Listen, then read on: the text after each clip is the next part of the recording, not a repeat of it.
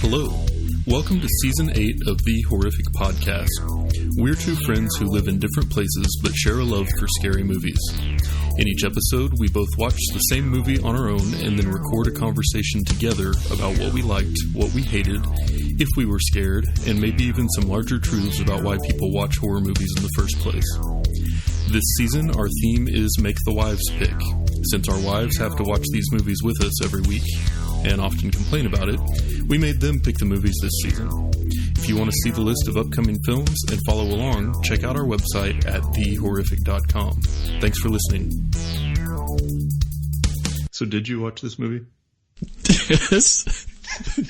I just asked because you texted me last night and you're like, which version of this one are we watching? Yeah. Yeah, that was my bad. I ended up going shopping with the wife and forgot about the second movie. Got all excited doing research for The Devil's Rejects. And, and then I was like, oh, shoot. And then my family stopped by. So, yeah, it was like 1 a.m. when we finished. Nice. It's almost 2 hours long, too. But Yeah, so this one is the 1999 version of The Haunting. Mm-hmm. And we did the older one that I think was from the 60s previously. Yep. And both were based on the novel The Haunting of Hill House by Shirley Jackson, which was also the inspiration for the Netflix series The Haunting of Hill House. But both of these movies are much closer to the story of the book than the Haunting of Hill House series. The series kind of uses some of the same characters and some of the same locations, I guess, and concepts, but it's a totally different story. And so it was interesting because I had not read the book when we did the previous movie, I don't think, or maybe I had just finished it, but it's been a while on both. And so watching this movie really brought back a lot of scenes from the book specifically, which I thought was cool for like the first 2/3. But then the ending, I think, diverged a lot.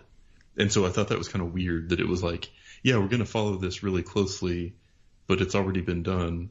So let's just do the same thing, but add an action sequence at the end. Mm-hmm. So, yeah. Yeah. So that's what we're about to get into. I'll introduce it. You can do the fun facts, and then we'll both complain for a while. Yeah, that sounds good. All right. In 1999, DreamWorks Pictures brought us The Haunting, the second film adaptation of the book The Haunting of Hill House by Shirley Jackson. Unlike the Netflix series that was inspired by Jackson's book, this movie sticks closer to the story and characters of the novel. It also stars Liam Neeson as a doctor who is conducting a sleep study in an old mansion, and Owen Wilson, Catherine Zeta-Jones, and Lily Taylor as his subjects. Unbeknownst to the subjects, though, the doctor is actually studying fear. This movie was made on a budget of $80 million and made over $180 million at the box office. It can currently be streamed on Amazon Prime Video at no extra cost if you are a Prime member. Perfect. So, facts about this movie. As you kind of stated, this was based off of the book, whatever. Boring. So, Jean de Bont. Didn't know I spoke French, did you? Oui. Oui what, Daniel? He was the director of this movie, but this might make some sense. Do you know the other movies he's recorded? Or he's filmed? Because I'll tell you. Okay, so Speed. He was also Speed 2, called Cruise Control. That was about a cruise ship. Oh. Yeah, so he also directed Lara Croft Tomb Raider, 2003. So, where I'm saying the reason why it kind of makes sense is because some of the bad CGI in this movie. Yeah. It's like, dude, they just so rough. When I read, I was like, oh, this is the same guy that did those movies. Okay, yeah, that makes sense. But Stephen King also wrote the first draft of the script for this movie. Mm-hmm. Initially, the movie fell through, and he ended up making it Rose Red, which is funny because in Rose Red, the tagline, or the tagline for this movie is "Some houses are born bad," And that's a line that's specifically said in Stephen King's made-for-TV show, Rose Red.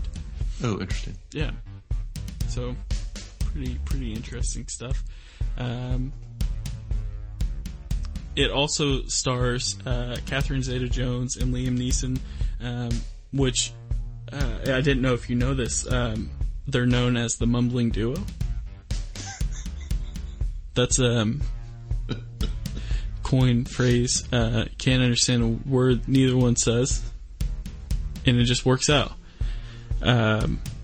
Wes Craven also was developing a remake for this film, but dropped out in favor to do Scream, which that was interesting. He was also attached to direct initially, but it didn't work. Yeah, for whatever reason. And this last fact, I'll tell you just because I just find it kind of interesting. Owen Wilson plays a character in here named Luke, which is the name of his brother in real life. Yeah. So, those are my facts for this film. I worked extremely hard on getting those. Owen Wilson in this movie played Owen Wilson. Yeah. But like peak Owen Wilson, you know what I mean? Yeah. 100%. Katie said, I wonder how long until he says wow. And literally right after she said that, he said wow. Well, okay, yeah. That's a lie. So we thought he said wow, but he was really going wow, talking about girl. Oh, yeah. And yeah, I was like, oh my God, he did. And then it was shortly after. Yeah. Yeah. So, where to begin? I did like that this movie spent very little time on the setup, because I remember in the book, so the book was a lot more from Nell's perspective. So you're hearing like her inner monologue as she's thinking about stuff and processing all of this. It's all like about what's going on in her head as this story is unfolding. And so there's a lot more setup. It spends a lot more time on her like in the apartment and figuring out what to do next, and then finding out about the study. And then I think in the book she actually steals the car from the sister to drive out to it. But I really like that they just kind of blew through that. Like in the beginning, the setup was, yes, there's this girl who now is sort of at a turning point in life because her mom died and she's been taking care of her mom forever. And then there's this guy who's doing a study on insomnia that is a premise for him actually doing a study on fear and suggestibility. And then it's like, boom, now we're in the house. And I'm like, yes, thank you. That is all the setup that was required. This movie is already 2 hours long. I'm glad we didn't waste any more time on just like establishing backstory that didn't matter for anything. And so I was actually really intrigued at the beginning because this is a very interesting premise for a horror movie. Like the setup is a psychological study where the subjects are having scary ideas seeded into them by the guy doing the study. And I think as a movie maker, you can basically do that same thing to the audience. Like you keep the tension going the whole time. Is this actually happening or is it all in their heads? And I thought like a really good example of that was with the chimney flue. Like Nell sees something moving around inside the fireplace and freaks out, and everybody else comes to look, and then that big flue handle head thing is moving around inside. So then you wonder, well, I don't think that's what we saw when it happened before, but was she just like, were we seeing it from her eyes and her mind was playing tricks on her? Like it really could have been that that's what it was. But as an audience member, you don't really know if it was, or if there's something more dangerous going on. And I feel like in the places where the movie leaned into that, it was good. And for the first 2/3 or so, it was kind of that, which was more of like a psychological horror type thing. And then it just completely and totally jumped the shark. Yeah. I think it was, it's, when watching this, it was a little difficult because I get the Haunting of Hill House is, kind of a different version of the story, which kind of takes you down the rabbit hole of like, is that right to do? Well, we did get a good movie from it, or a good show from it, so Yeah. in this situation I'm okay, because whatever. But I think when it was hard for me to take this movie serious when you did see like some of the CGI effects. Yes, Even when they started leaning heavily into that was when I had the hardest time. Yeah, because you were just like, you think like with The Haunting of Hill House, like there's a lot of stuff they did that was scary that didn't have to involve CGI, or even back in 1999 wouldn't have had to.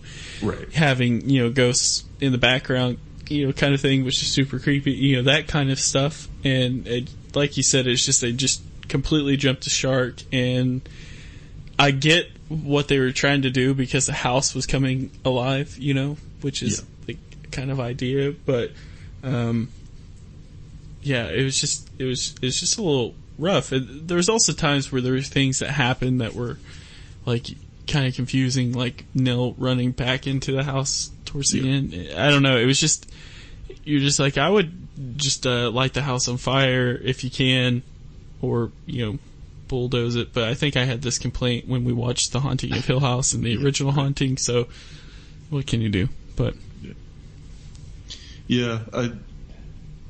I feel like it wasn't really horror so much as ghosts tell Eleanor where to look and she finds something bad about Hugh Crane. Yeah. And then, kind of like to your point, things are escalating a bit in the house, and then for whatever reason, she runs back inside, so then they all run back inside after her, and then it's like this big long action sequence of them trying to get out. And so the last few lines of my notes, I think, will sum it up well. Owen Wilson gets beheaded. All the ash flies up out of the fireplace. Intense. Eleanor says, we have to play hide and seek with him. That's why he built the house. Then she's using a board to fight a dumb-looking statue. Nell defeats Hugh by talking to him sternly. But then she's dead. Whimsical circus music. Yep. Yeah. That's like, yet again, one of the frustrations of this film is like, just from the ending alone, cutting into the credits where it's like the circus, annoying circus music. I mean, unless it's Killer Clowns from Outer Space, I don't want to hear it. Yeah. And I was just like, that doesn't, I mean, it seemed like what was happening is you'd have like a, pretty good scene, or, like throughout the beginning, like when they're first at the house, some horror scenes happening, and then they would be in the room that has the circus music playing, or, whatever, fantasy style music playing. You're just like, man, that's like the wrong, like you're trying to make a horror movie and you got this going. It just doesn't fit. It doesn't make sense. It's not even necessarily creepy. It's more so annoying. Yeah. Like, just put something more creepy music wise in there, and we might be all right. And it makes sense to me now that you've said it, that the director was more of like kind of Hollywood blockbuster movie background, because that's what this felt more like to me. I mean, it had kind of the defined characters. It had the defined bad guy. They had to overcome the bad guy. Like it just, but they never, it never got too scary or too intense for too long, because the soundtrack obviously took away. Like I wrote in my notes that it has a Jurassic Park soundtrack. Like it's very, like kind of stringy orchestral, like 90s movie. And then they also tried to write in quite a bit of humor, mainly with Owen Wilson and Catherine Zeta-Jones. So it just never really sustained any type of like horror feeling, in my opinion. Yeah, I mean, I agree with that. I think it's a bummer because like I feel like with ghost stories and like actual ghost movies and stuff, that you can get away with a lot. Like, and maybe it's something that they learned relatively recent, but you don't have to have a ton of stuff there to make the viewers scared, or have a feeling of horror or whatever. Like you can do that with stuff that's not happening. Oh, is that a ghost in the background kind of thing? And whereas this one, it was like, let's get some big names in, and we're gonna make this a really interesting remake. And it just, I feel like it kind of fell flat on his face. Fell extremely flat. Mm-hmm. To your earlier point, the visual effects did not age well at all. So like coming back and watching this movie for the first time in 2020 is not the best way to create a favorable impression. Right. And I even think that it'd be like that if Hill House didn't come out. I agree. This movie was pretty rough, and I didn't find myself like comparing the two often, like I did with Bly Manor or the first Haunting that we did. Yeah. But I also was having trouble, like, for one of the first times in my life with like Liam Neeson's like voice, where like I was like, God, he's pretty monotone, for being as like popular as he is, and like there's some like Irish or whatever accent thrown in, but it doesn't matter because you don't know his background. Yeah. Which leads me into the next thing where like I felt like there was not really much character development there. With any of them, right? Yeah. You would just kind of figure out like next thing you know, Nell's saying like my grandmother, was whoever, I don't know, but you don't know much about him, and it seemed like Nell was in love with Liam Neeson's, or liked him, but Theo liked Nell. It was kind of super, super weird. Yeah, I agree. And I feel like there was some attempt to make the script feel more cohesive, but it was so rushed at the end to like make room for more of the bad CG action adventure that it just didn't really land. Like you find out that Nell's grandmother, great grandmother, or whoever was one of the ladies who had lived in the house before, and that's why she's like tied to it. And you find out that the doctor hadn't actually called her. So presumably a ghost from the house had called her to get her to come participate in the study or whatever. But those things I felt like were just so brushed over in the end because of everything else that was going on that it didn't really like make it feel like I had time to really think about why that happened, or right. Now that I have this information, it makes me think about a lot of things. They were just like footnotes to the action. Which it was also kind of confusing tying into what you're saying with her getting the call, because she saw the ad in the paper, and so I was like, well, who gave her the ad? But I'll tell you one thing I did like about this. You want to talk about having the scariest couple alive, and that was the Dudleys. Mr. and Miss Dudley. Yeah. They were like, oh yeah, I wouldn't, like, if they should have just made a movie about those two people. Yeah. Talking about scary looking people. That had Bruce Dern in it. He was in a bunch of westerns, for the record. Oh. And he actually was one of the few people that shot and killed John Wayne in any of John Wayne's movies. Shot John Wayne in the back in the movie. Oh God, the one with all the kids. The Cowboys? The Cowboys, yeah. Yep, he shot him in the back. I thought that was, So when I saw him, I was like, you're a son of a bitch. I can't believe you killed him. You shot him in the back, Bruce. Can't trust that man. He has no honor. Yep. Yeah.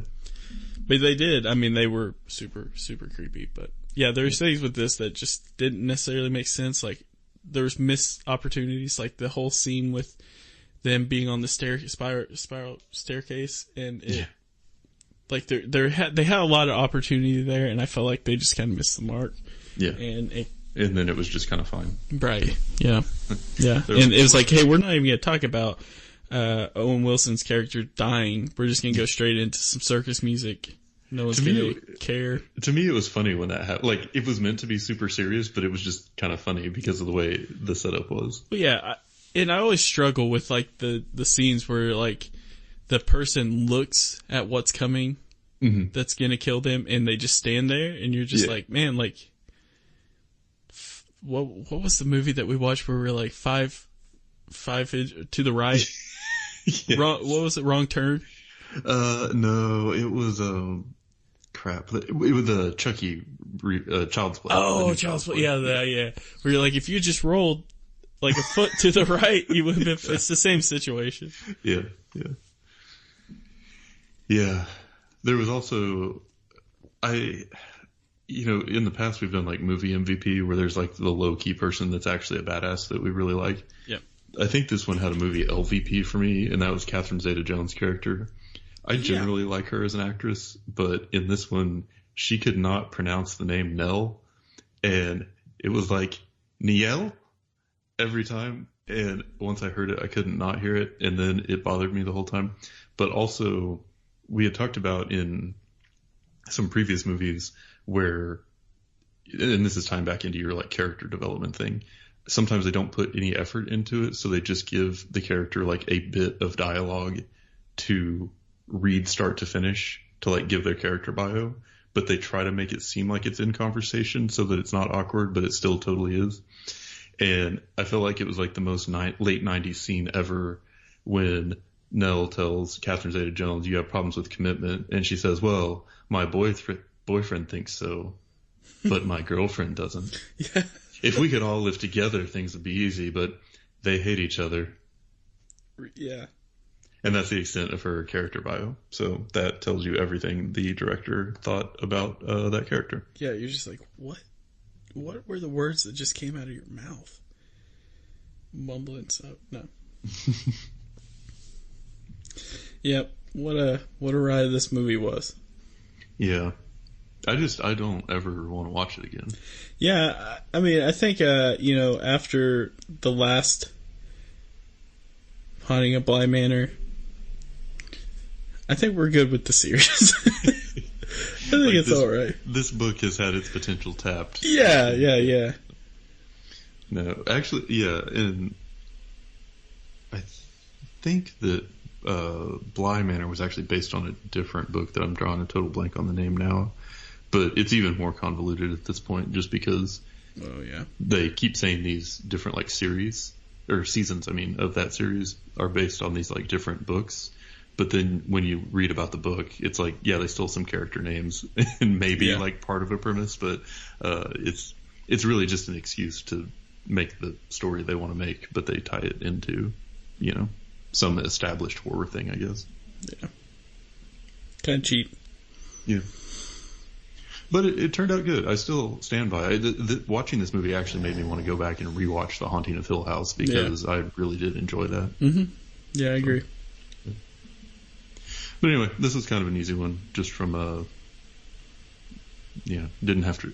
It just really did feel like a Hollywood kind of mid-level blockbuster, start to finish, kind of predictable progression.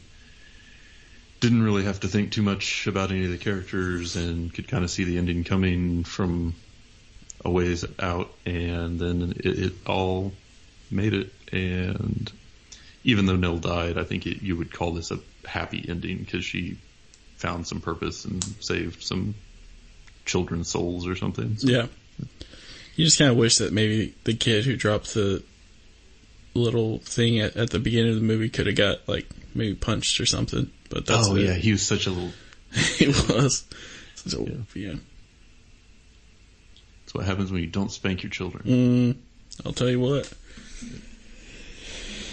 But anyway, I think we have officially finished this one. We'll be back next time with a movie that I'm going to look at on our list.